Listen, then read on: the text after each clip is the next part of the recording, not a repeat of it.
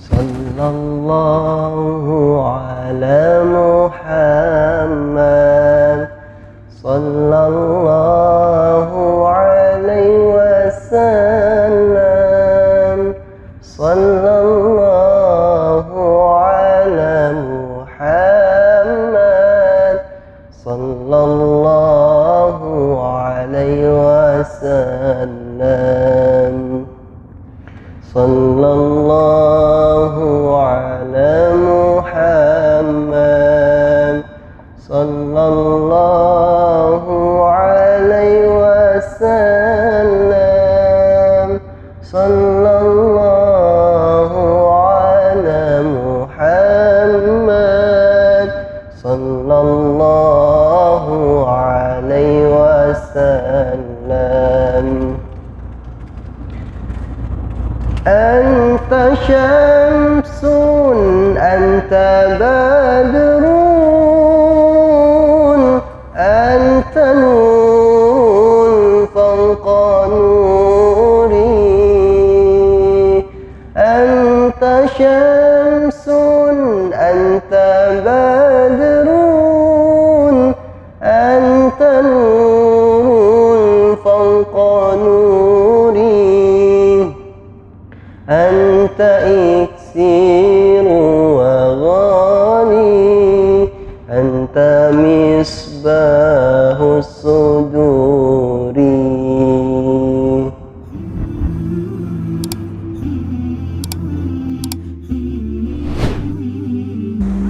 Nah, ini dia teman-teman fadilah salat di Masjid Quba ini. Qala Rasulullah sallallahu alaihi wasallam, "Man tatahhara fi baiti thumma ata masjid Quba fasalla fihi salatan kana lahu ajr umrah." Rawahu Ibnu Majah. Nah, ini adalah hadis daripada fadilah salat di Masjid Quba.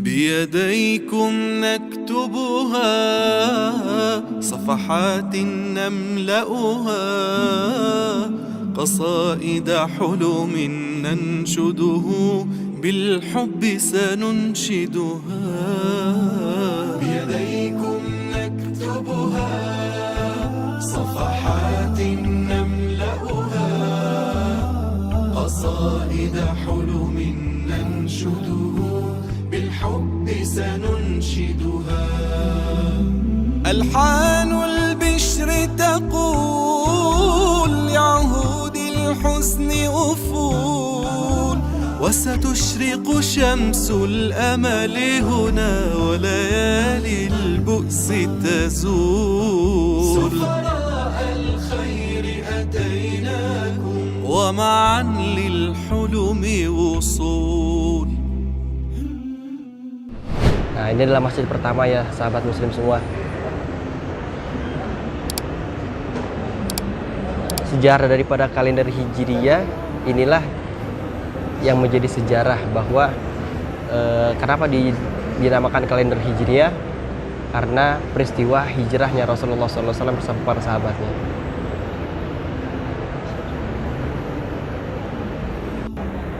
Alhamdulillah, inilah bangunan daripada Masjid Quba, sahabat muslim dan sahabat travel dimanapun berada. Kita bisa lihat banyak sekali para penziarah dari berbagai penjuru negara yang datang untuk mengunjungi masjid ini dan untuk sholat di sini, karena fadilah daripada sholat di Masjid Quba ini adalah kita akan mendapatkan pahala 1 kali umrah. Masya Allah, begitu banyak fadilah yang bisa kita dapatkan di Masjid Quba ini. Di antaranya ketika kita sholat 2 rakaat di masjid ini, kita akan mendapatkan pahala 1 kali umrah. Masya Allah. Semoga sahabat muslim dimanapun berada bisa berziarah juga ke sini, bisa sholat di sini, bisa mengunjungi masjid-masjid sejarah yang ada di kota Mekah maupun Madinah.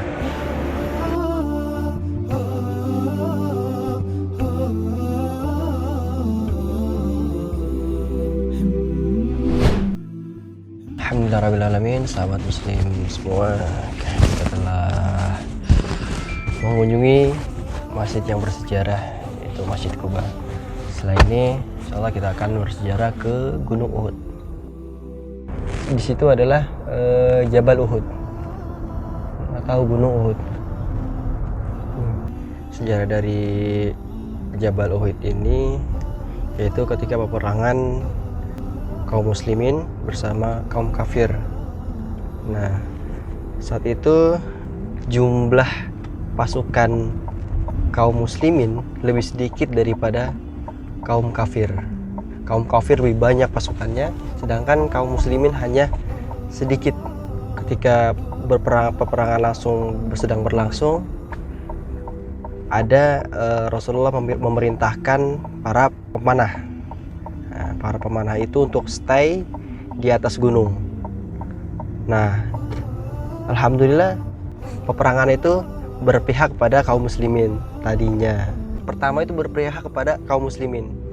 Tapi Rasulullah berpesan kepada para pemanah ini, para pasukan pemanah ini, jangan turun, jangan dalam kondisi apapun, jangan pernah turun, jangan pernah ngelanggar lah ucapan Rasulullah.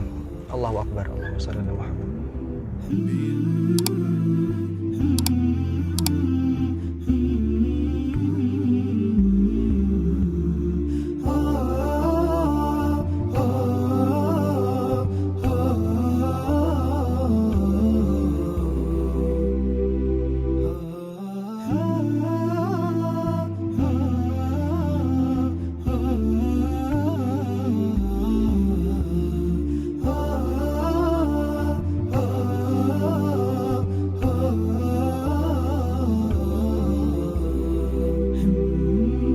بيديكم نكتبها صفحات نملأها. Disinilah pasukan pemanah standby. Disinilah pasukan pemanah ketika Rasulullah SAW memerintahkan untuk tetap di sini apapun kejadiannya, apapun keadaannya. Tapi para pasukan pemanah ini tidak mengikuti arahan daripada Rasulullah SAW.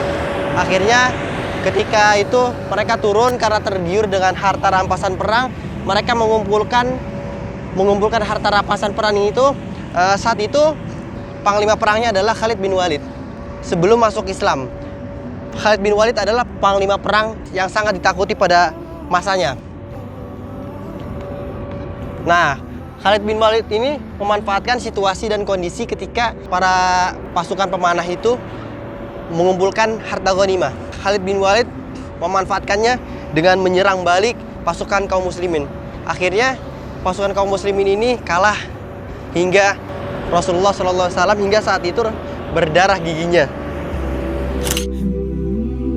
بيديكم نكتبها صفحات نملأها. Nah, bisa dilihat ini adalah makbarah daripada Hamzah bin Abdul Muthalib, paman daripada Rasulullah SAW yang gugur di peperangan syuhada Uhud ini. Allahumma shalli ala Muhammad.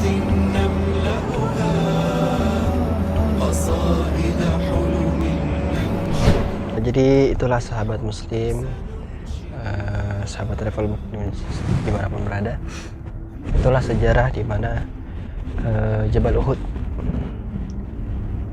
gunung yang menjadi sejarah yang bahkan insya Allah akan berada di surga. Setelah ini kita akan ke kebun kurma.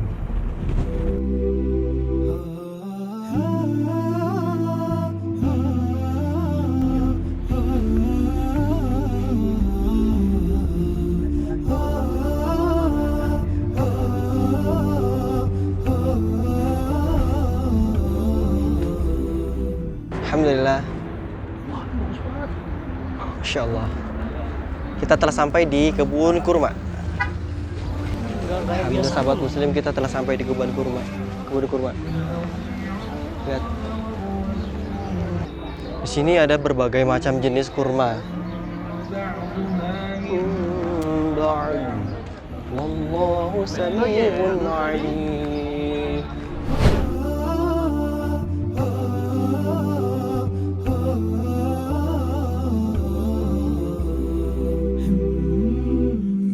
بأيديكم نكتبها صفحات نملأها قصائد حلم ننشده بالحب سننشده.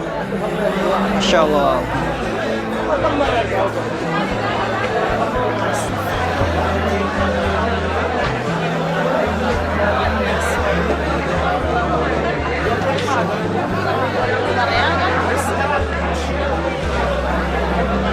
ألحان البشر تقول يعود الحسن أفول وستشرق شمس Masya Allah. Banyak kacang-kacangan. Sini banyak oleh-oleh umroh juga. Banyak makanan-makanan yang lainnya. Bukan hanya kurma saja.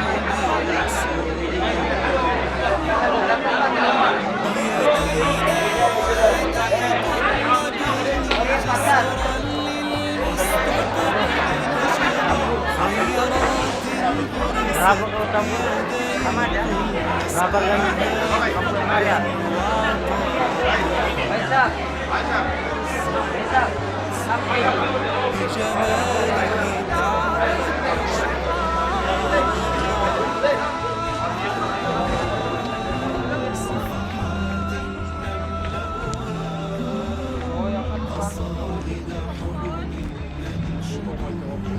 Kebun kurma ini adalah salah satu destinasi yang sering dikunjungi oleh jamaah umroh di penjuru dunia. Karena selain tempatnya juga nyaman, juga banyak pengunjung yang datang. Dalam sejarah, perkebunan kurma ini sudah ada sebelum hijrahnya Rasulullah SAW. Masya Allah.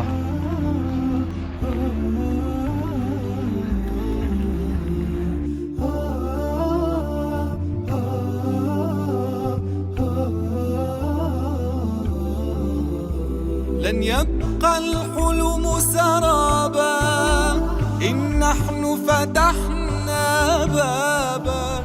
Sekarang kita menuju Masjid Khandaq, Masjid Qiblatain. Aiywa. Sejarah Masjid Qiblatain ini Bapak Ibu, sejarah ketika Rasulullah SAW, Allahumma shalli wa barik alaihi, pada saat itu Rasulullah SAW masih sholat ke Masjidil Aqsa, kiblatnya. Setelah rakaat ketiga, dalam riwayat itu sholat zuhur. Nah, setelah rakaat ketiga, Allah memerintahkan Rasulullah untuk memindahkan kiblatnya atau berpaling arah ke Ka'bah, dari Masjidil Aqsa ke Masjidil Haram. Kata Allah, ya Muhammad, saya sering melihat kamu menghadapkan wajahmu ke atas. Jadi ini isyarat bahwa Rasulullah SAW ingin kiblatnya itu berpindah dari Masjidil Aqsa ke Masjidil Haram. Akhirnya Allah mengabulkan permintaan beliau. Akhirnya ketika Rasulullah SAW sholat, dalam riwayat sholat zuhur, ketika di rakaat ketiga, Rasulullah memindahkan kiblatnya dari Masjidil Aqsa ke Masjidil Haram. Di Masjid Qiblatain, Masjid dua kiblat dinamakan. Masih ke Masjidil Aqsa. Iya.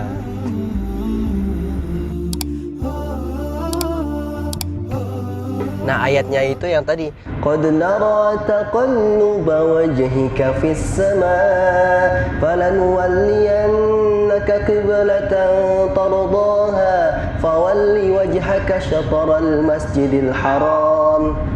Nah, itu juga salah satu ayatnya yang menjelaskan tentang Masjid Qiblatain. Nah, bisa dilihat Bapak Ibu semua. Iya, nggak apa-apa, kita di luar aja. Di sini adalah Masjid Khandaq. Nah, bisa dibilang Masjid Sabah juga. Ya. Nah, dalam riwayat Masjid Khandaq ini adalah ada salah satu sahabat Rasulullah SAW yang bernama Salman Al-Farisi. Nah, Salman Al-Farisi ini adalah salah satu sahabat Rasulullah yang berinisiatif ketika gempuran kafir Quraisy menyerang Madinah. Maka pada saat itu Salman Al-Farisi mempunyai ide atau saran untuk membuat parit, dinamakan Khandaq, yaitu berarti parit. Jadi ketika itu ya parit. Jadi Khandak itu dinamakan parit. Kenapa dinamakan Khandak? Berarti artinya parit. Jadi Salman Al-Farisi itu membuat parit untuk strategi perangnya Rasulullah SAW, perangnya para kaum muslimin pada saat itu. Ya, alhamdulillah berkat atau wasilah daripada idenya Salman Al-Farisi, alhamdulillah Allah memberikan kemenangan kepada kaum muslimin.